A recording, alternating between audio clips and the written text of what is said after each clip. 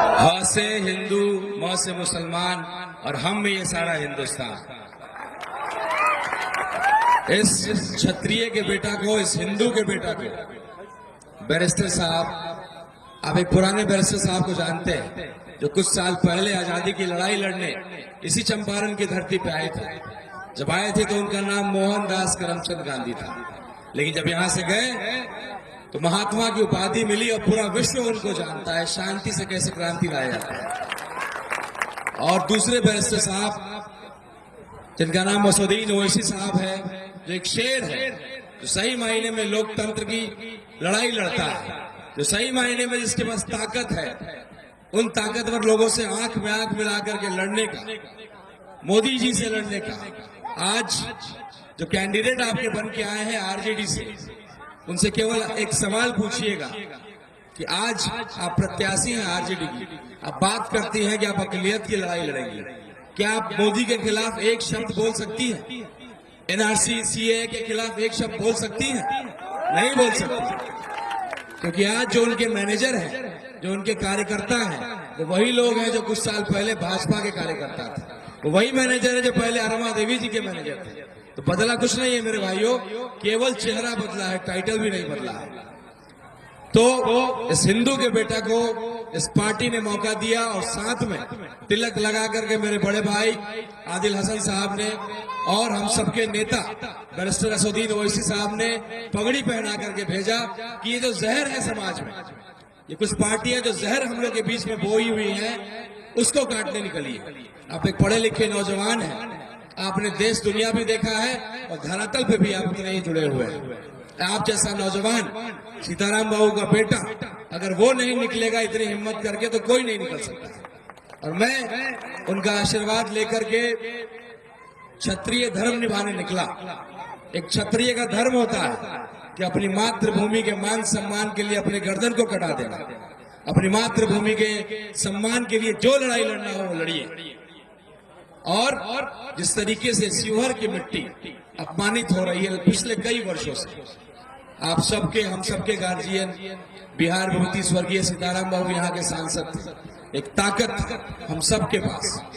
फेनहारा का एक एक वासी जो है जा करके थाना में, पुलिस में, एसपी के पास, डीएम के पास केवल इतना कहता था कि मैं फेनहारा का हूँ, तो लोग कहते ओह सीताराम बाबू वाला फेनहारा, अच्छा सीताराम बाबू वाला मधुआ। ये ताकत था जनता के पास। और सीताराम बाबू को कुछ फोन करने की जरूरत नहीं होती थी, वो केवल कहते थे कि आप मेरे कार्यकर्ता हैं, जाकर के बोलना उस डीएम को, बोलना उस एसपी को, अगर नहीं करेगा काम फिर मुझे बताना। तो एक दौर था जब ऐसे नेता हुआ करते थे कि अगर फोन भी करे तो डीएम साहब कुर्सी से खड़े हो जाते थे, एसपी साहब कुर्सी से खड़े होकर के फोन पे बात करते थे।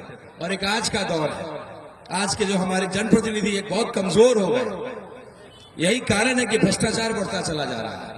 अफसर जब नेता का कद्र नहीं करेगा, जनता का गार्जियन नेता होता है, और आपका गार्जियन अगर कमजोर होगा, बाहर का होगा, वो आपके दर्द को नहीं समझेगा, वो आपकी परेशानी को नहीं समझेगा।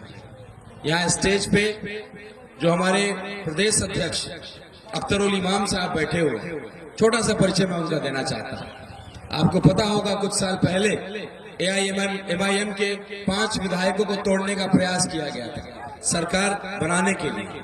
जब नीतीश कुमार जी, जिनका नाम पलटू चाचा के नाम से हम सब लोग प्यार से उनको बुलाते हैं, तो उस पार्टी ने जो है अल्टा पलटी का खेल शुरू किया था और एमआईएम के 4 विधायकों को तोड़ा था। एक 5वां विधायक जो नहीं तोड़ पाए थे, उप मुख्यमंत्री तक का ऑफर मिला, करोड़ों रुपए तक का ऑफर मिला, लेकिन इसका नाम अख्तरुल इमाम है और सही में ईमान का पक्का है, अपने ईमान का पक्का है।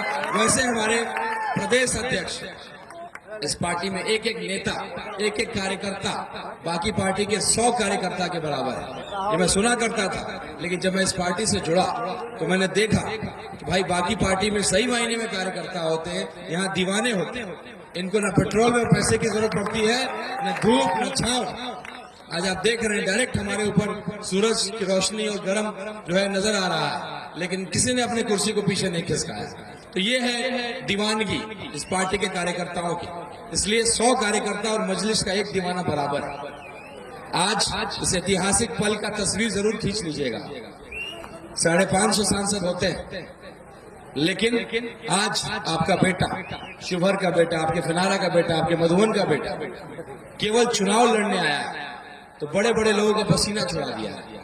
कल मधुबन में एक सभा हुई थी तेजस्वी यादव जी, पता लगाइएगा, एक मुसलमान भाई नजर नहीं आए थे।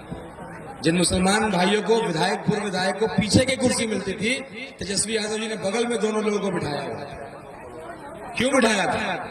ये मुसलमान भाई जिनके पास आरजेडी वाले वोट तक मांगने नहीं जाते थे, उनको मालूम था ये बंधुआ मजदूर है, कहां जाएंगे, ये तो हमारे पास ही आएंगे। लेकिन एमआईएम का प्रत्याशी आया है तो देखिएगा पूरे टाइम जो है आपकी कितनी खातिरदारी की जा रही है, एक एक मुसलमान वोटर की कदर बढ़ गई है। तो ये समय है जागने का। एक छोटी सी कहानी आपको सुनाऊंगा, उससे पहले मैं अपने दूसरे जो हमारे बड़े भाई, हम लोग के गार्जियन यहाँ उपस्थित हैं, जिस तरीके से आज आपको बी टीम की दर्जा दिया जाता है कि भाई एमआईएम तो बी टीम है, ये कहाँ की पार्टी है? हैदराबाद की पार्टी है। हमारे बड़े भाई इम्तियाज साहब बैठे हुए हैं जो औरंगाबाद महाराष्ट्र के सांसद हैं। जब पहली बार ये भी चुनाव लड़ने निकले थे तो इनके बारे में भी लोगों ने यही कहा था कि ये बी टीम है, ये चुनाव जिताने आई है भाजपा। और शिवसेना के गढ़ में तो इतने लंबे समय तक 20 साल 25 साल का जो गढ़ था, उस किले को हमारे बड़े भाई ने ध्वस्त किया और एक समीकरण तैयार किया। उस समीकरण में मुस्लिम भाई, दलित भाई, अकलियत भाई और हर कमजोर जिसकी आवाज बनकर के इम्तियाज साहब जो है सदन में दहाड़ते हैं। 2 शेर आज सदन में हैं। और आज तीसरा बेटा जो हमारे गार्जियन इंजीनियर साहब ने बताया कि 3 भावी सांसद यहाँ बैठे हुए हैं। तो 2 सांसद तो मैं जानता हूँ, वो वोट हो चुका है, वो जीत चुके हैं। तीसरा आपका बेटा है। और अगर इस बेटे को जिसने इतनी हिम्मत की है, आपके दम पे हिम्मत किया है, मुझे लोगों ने बोला, मैंने भी मन से वादा किया था कि अगर किसी लोकल कैंडिडेट के, चाहे वो किसी समाज से, फारूक शेख साहब की मैंने बात कही, अमित कुमार टुन्ना जी की बात कही, कई विधायक, कोई भी विधायक जो हमारा मिट्टी का हो, हमारा लोकल हो, अगर आप उसको कैंडिडेट देते हैं तो मैं चुनाव नहीं लड़ूंगा। लेकिन उन्होंने ऐसा नहीं किया और ये सीट जो अकलियत की सीट हुआ करती थी उसको भी आपका काट करके और पैसे का सौदा करके किसी जगह बेच दिया गया। ताकत है आपका और सौदा पटना में और दफ्तरों में किया जाता है। इसको रोकना है, इसको समझना है। एक छोटी सी कहानी मैं बता करके अपनी बात को रखूंगा, क्योंकि मेरे से अच्छे वक्ता और यहाँ बड़े बड़े लोग आए हुए हैं। मैं तो आपका बीच का हूँ, मैं आपके घर का भाई हूँ, भतीजा हूँ। और फिलहाल की धरती में कोई भी चुनाव प्रचार, इस बार का भी चुनाव प्रचार जब मैंने शुरू किया, सबसे पहले मैंने फिनारा की धरती को प्रणाम किया, क्योंकि इस फिनारा की धरती ने हमेशा मेरे परिवार का साथ दिया। कोई चुनाव हम हारे हो या जीते हो, ये प्रखंड, फिनारा प्रखंड ने हमेशा हमें लीड कराया है और बड़े मार्जिन से लीड कराया है। मुझे मालूम है कि इस बार फिनारा की जनता न जाति में न पाति बंटने वाली है। ये केवल अपने बेटे, अपने भाई के लिए वोट करने जा रही है। और एक ऐतिहासिक फैसला जो होने जा रहा है, आज आपका बेटा, भाई केवल चुनाव में मैदान में आया तो इसकी चर्चा पूरे देश में, जिस तरीके से हमने नॉमिनेशन किया टीका और टोपी लगा करके, जिसकी चर्चा पूरे देश में, मेरे लिए दुआएं पड़ी जा रही है। मुंबई में कोई सऊदी अरब से टिकट कटा करके आ रहा है, मैं जानता तक नहीं। मेरे कई मित्र हैं जो मुंबई में नौकरी कर रहे थे, वो नौकरी छोड़ करके आए। कुछ लोगों ने नौकरी त्याग दिया, कोई फर्क नहीं पड़ता, ऐसा नौकरी मैं दोबारा ढूंढ लूंगा। लेकिन इस बार अपने शिवहर को, मान सम्मान को और अपने जो है अकलियत की ताकत को दिखाना है, अपनी गिनती को गिनाना है, ताकि अगली बार आपका हक आपको मिल सके। एक छोटी सी कहानी सुना करके अपनी बात को खत्म करता हूँ।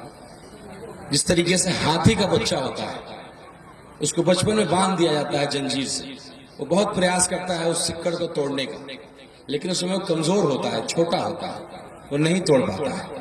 और उसके मन में ये बात बैठ जाती है कि ये सिक्कड़ बहुत मजबूत है, मैं इसको तोड़ नहीं पाऊंगा। जब वो बड़ा हो जाता है तो प्रयास करना ही छोड़ देता है, क्योंकि उसने बचपन में प्रयास किया था और दिमाग से वो हार गया, अपनी बुद्धि से और अपनी हिम्मत से हार गया, तो दोबारा प्रयास नहीं करता है। आप सबसे ताकतवर हैं, अकलियत समाज की बात मैं कर रहा हूं, आप सबसे ताकतवर हैं और सबसे ज्यादा मजबूर हैं आज के दिन में। सभी जातियों का नेता है, सहनी का नेता है, कुशवाहा का नेता है, यहाँ तक कि मांझी समाज जो सबसे कमजोर, कम पढ़ा लिखा है, उसका भी नेता जो है जीतन राम मांझी जी है। क्या मुस्लिम समाज का कोई नेता है? क्या मुस्लिम की कोई पार्टी है? हम तो बोलते हैं कि एक सीट पे गठबंधन कर लीजिए, हम कहीं और से नहीं लड़ेंगे, आप बी टीम का दर्जा हमको देते हैं। एक भी गठबंधन आप नहीं कर सकते, क्योंकि आपको डर है कि अगर एक पार्टी खड़ी हो गई मुस्लिम की तो पूरा आरजेडी का इंजन जो है गाड़ी से खत्म हो जाएगा। जो करोड़ों रुपए लिए जाते हैं टिकट बेचने के लिए, वो उनको नहीं मिलेगा।